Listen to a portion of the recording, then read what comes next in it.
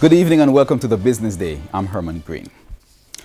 There's pushback from the local business community surrounding the government's timeline for implementing its plastic and styrofoam ban. President of the Jamaica Chamber of Commerce, Larry Watson, spoke on the issue at the Chamber's directors' meeting earlier this week. TVJ's Andrew Laidley reports. Most plastic and styrofoam producers agree that the material they use are harmful to the environment, but many argued that a ban wasn't the solution to Jamaica's problem. Still, the government announced it was moving ahead with one, starting January 1, 2019.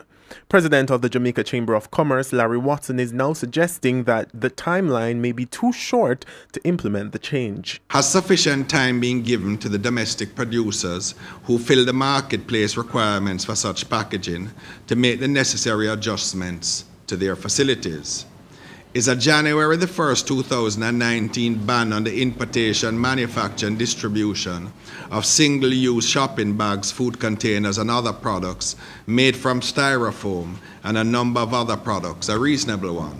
Mr. Watson argues that the government haven't dedicated enough time to consider other options. Let us not be afraid in this re-engagement to look at options that have proven to work elsewhere.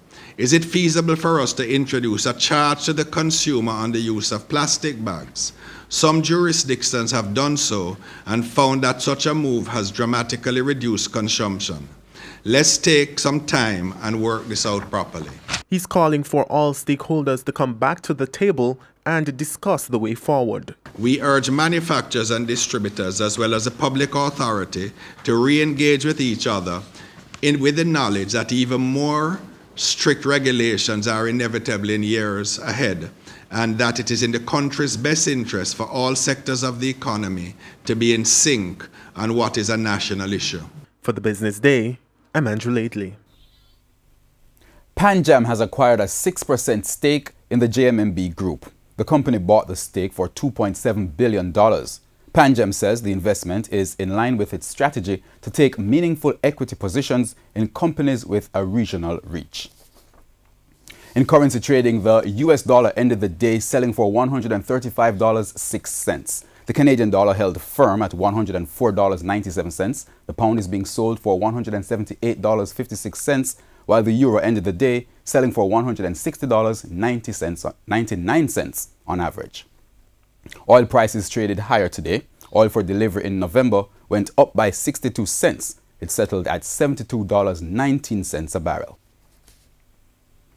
The JSE index gained 4,768 points today, while the junior market index gained 12 points. Among the winners, Berger Paints, Caribbean Flavors and Fragrances, Derrimon Trading, Grace Kennedy, Honeybun, Indies Pharma, and Jamaica Broilers Group.